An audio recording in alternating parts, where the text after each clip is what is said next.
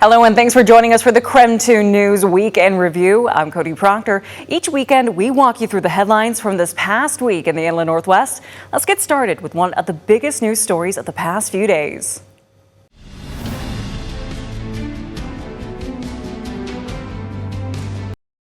Well, just off of Highway 155, this portion of land is one small part of the thousands of acres burned by the Kaiser Canyon Fire. And today, I talked to impacted victims by this fire, and they tell me they don't know what comes next.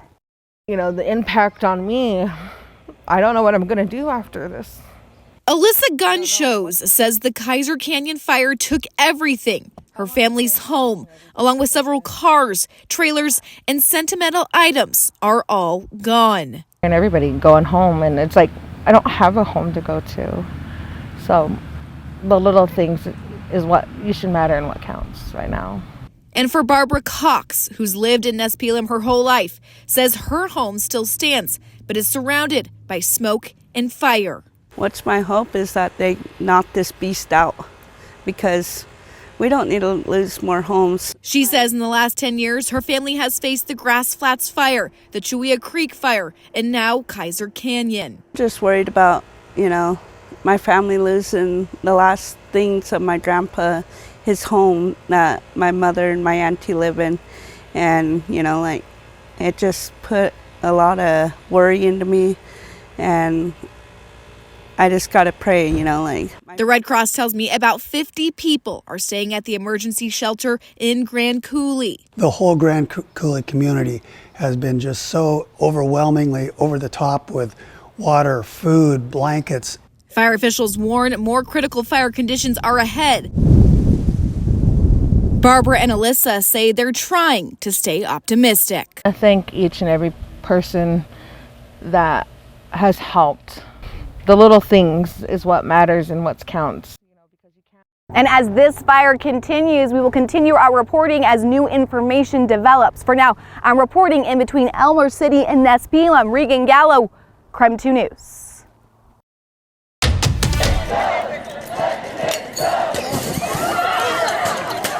A chaotic night with inert smoke and pepper balls used by police, more than 30 arrests made, and the mayor declaring a state of emergency and a curfew. The protest outside the Spokane ICE facility on June 11th, 2025 happened in response to the detainment of 2 Venezuelan men.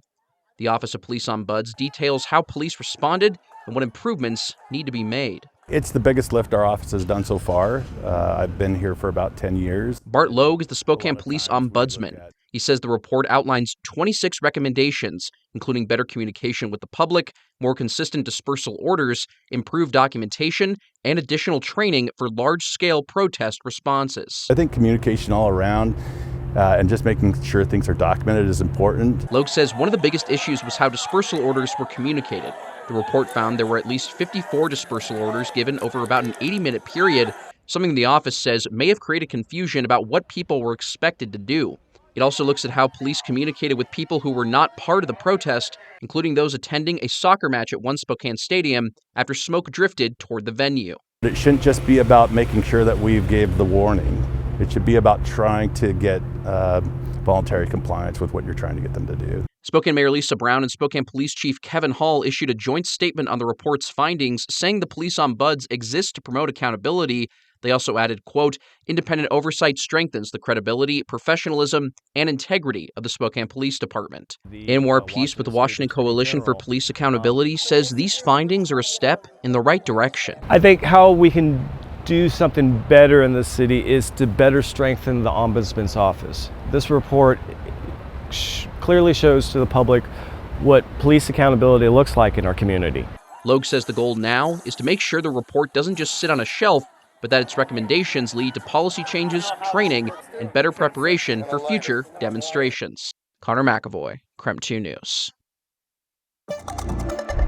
Tonight's City Council meeting brought current and former firefighters back to City Hall as the Spokane City Council approved another $200,000 for outside legal services. The lawsuit was filed after more than 24 current and former Spokane firefighters were terminated in 2021 for refusing Washington's COVID-19 vaccine mandate. The firefighters argue the city violated their First and 14th Amendment rights after they say their religious exemptions were approved, but they were not given meaningful accommodations. The city has denied those claims in court. The accommodations were all non-accommodations.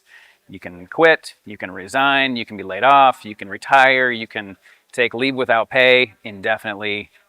It means you don't work here anymore. So it's not a true accommodation. So that's the kind of foundation of the lawsuit. The case has already taken several turns through the federal court system. A federal district court initially dismissed the firefighters' claims, but last year, a federal appeals court said some of the firefighters' claims should move forward, sending the case back to district court. There is currently a trial scheduled for next March. The City Council has been tasked with paying a bill from their legal defense team for $200,000, and we are here to talk to them about not paying that. The firefighters are interested in settling this case prior to going to trial. Tuesday night's vote did not address the merits of the lawsuit.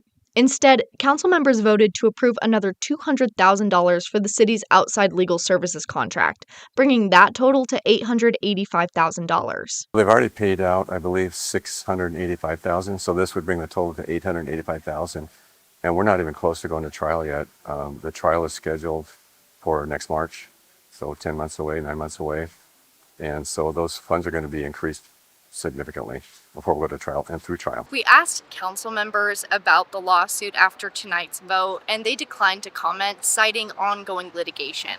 In Spokane, Emily Fox-Millian, KREM 2 News. As we go to break, here's a check of your weekend forecast.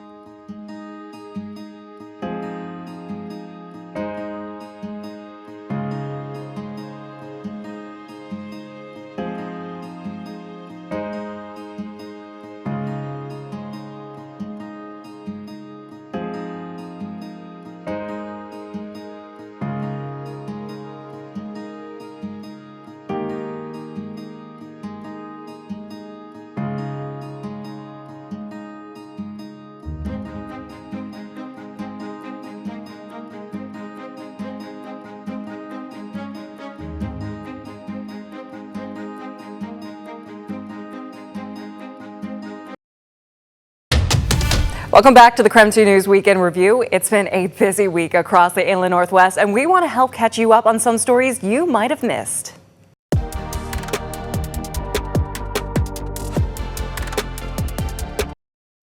Extreme heat can take a toll on anybody spending time outdoors, but for firefighters who are wearing more than 50 pounds of protective gear, it can quickly become a safety issue. Before the sirens, before the smoke, before they even see a flame, firefighters are already battling the heat.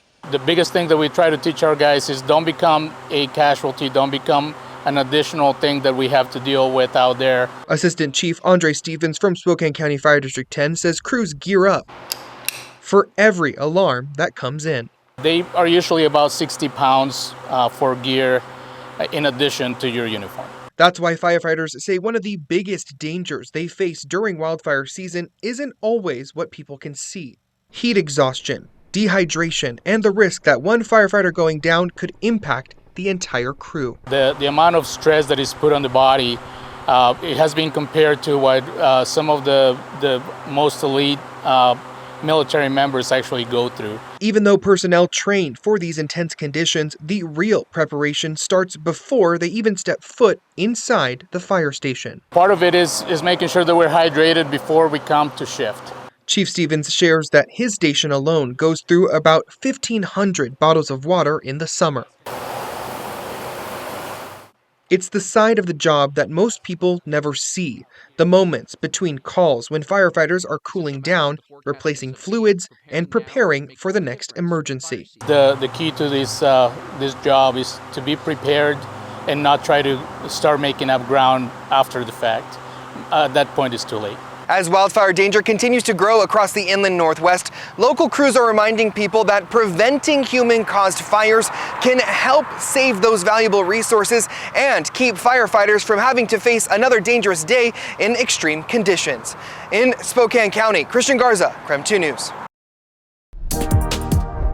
The first thing I remember about Isa is the big smile on his face. He was a happy, upbeat, positive guy who loved being in Spokane. That's how Tom Keefe remembers 25-year-old Isa Bahadine, not for the way his life ended, but for the way he lived it. And he loved dealing with other people. So whether it was working at a 7-Eleven or working at a gas station, he just enjoyed the interaction with other people. He liked collecting a paycheck, and he was a very positive, upbeat person. Isa's love of the water started long before he ever came to Spokane. Keefe says when Isa was growing up in Sudan, he would go to the river with his father after heavy rains. Isa's job was to pick the gold or diamonds out of the mining pan that his father had, which is one of the great ironies for me, is that he loved rivers so much, and it was a river that claimed his life. He says those memories stayed with him, and so did his love of the water. Last week, Spokane police say officers responded to the Spokane River near the TJ Meanock Bridge after reports that a man had been swimming and could not be found. He was pulled from the water, taken to the hospital, and later died. Now, Spokane fire officials hope his story serves as a reminder that the river can be far more dangerous than it appears. It's hot out, so people are going to go flock into the water, right?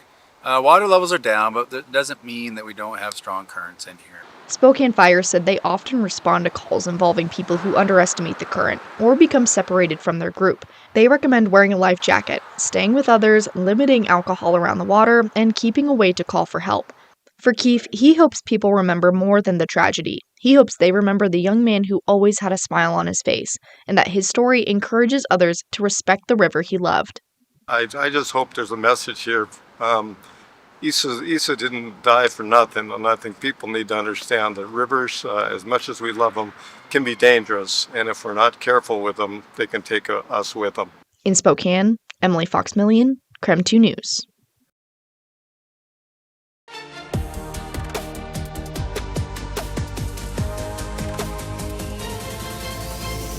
Thanks for joining KREM 2 News this weekend. I'm Cody Proctor. Right now, we're taking a look back at some of the news stories from the past week. In Washington's all-mail-in voting system, accurate ballots are critical. After discovering 2 separate errors, Spokane County election officials are working to make sure more than 5,800 eligible voters are able to cast the correct ballot. Every election comes down to one simple expectation: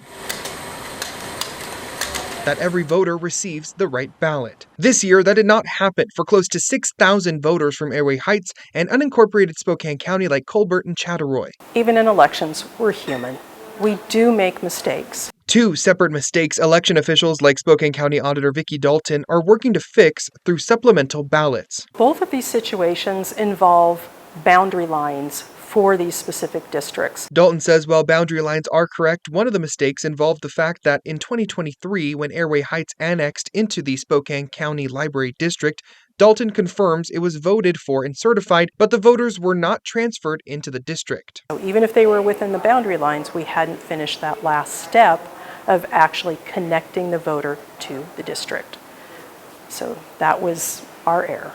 The second error stemmed from a transfer of computer systems back in 2019. Dalton says during the transfer, it switched voters in STA for those who weren't. She says it was something that wasn't caught earlier due to the fact that they are on the ballot very infrequently.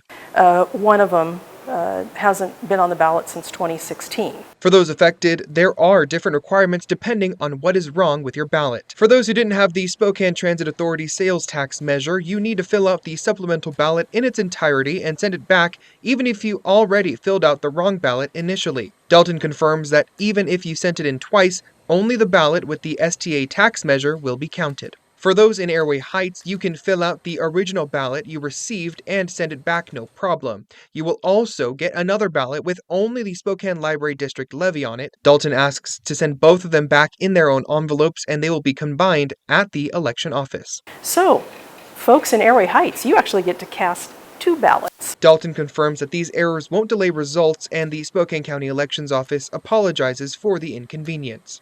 Sometimes a problem happens.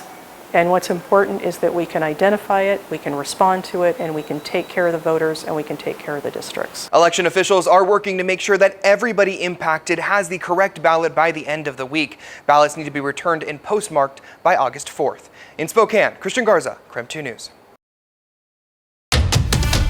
Well, Kootenai County officials are urging people to stay vigilant if they believe they may have encountered fraud or identity theft. As of right now, the county is issuing notices by mail to people who have been impacted by this ransomware attack. County officials want residents to regularly review any account statements and free credit reports for unauthorized or suspicious activity. Also to report any incidents of possible identity theft. Kootenai County is currently deploying security tools to enhance detection of cyber incidents, monitoring detection tools to ensure containment, strengthening network access requirements, and conducting password resets. Officials report ransomware was detected on the county's network on March 30th, and steps were immediately taken to secure the network and restore county operations. An investigation was also launched with a third-party cybersecurity consultant to assess the incident. Now, in the investigation, the county says they determined what information was involved, who may be affected, and where those people live. By July 2nd, the county began working on written notice of the incident. Again, the county wants individuals to remain cautious if they suspect any suspicious activity. There is a toll-free number on your screen to call for any questions or concerns about the incident. The governor's office tells me it is required by counties to report personal information breaches to the Attorney General and the Office of Information Technology Services, as this is a mandatory step in the incident remediation process. Tonight, we are still waiting from the county for more information about this incident. For now, I'm reporting in Kootenai County. Regan Gallo, KREM 2 News.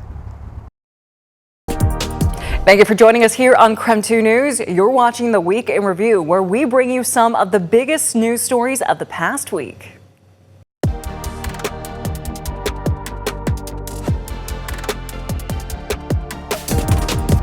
All right, I want you to go ahead and think about all of the iconic parks that are here in the city of Spokane. Maybe you're thinking about Manitou, Riverfront, Audubon, or if you're our sports director, Andrew Quinn, maybe Ben Bird Park comes to mind. That's, of course, where I was crossing some ankles up, getting easy buckets. But nonetheless, whatever park you are thinking of, go ahead and add Meadow Glen Park to that list, because ground has officially been broke and this project is now coming to fruition. The groundbreaking ceremony again earlier this morning, and 14 acres will now be developed into a park and 16 acres will remain natural land.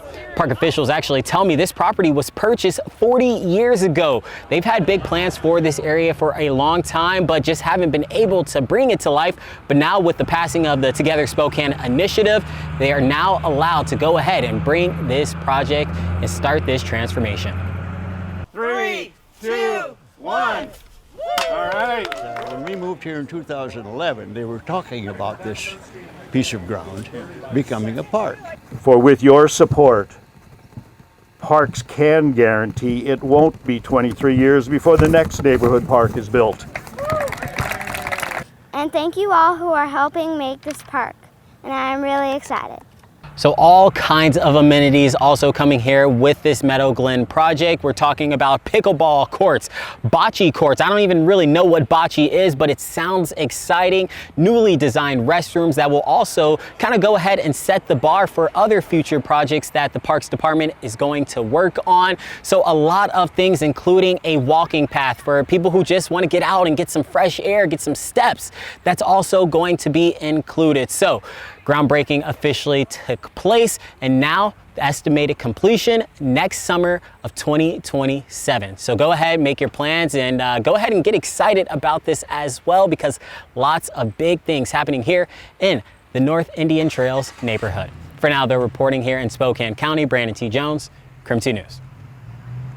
Keep it here for more news and weather updates throughout the weekend. And don't forget, you can watch our latest newscasts anytime on the KREM 2 app. Just scan the QR code on your screen to watch for free. I'm Cody Proctor. Thanks for watching the KREM 2 News Week in Review.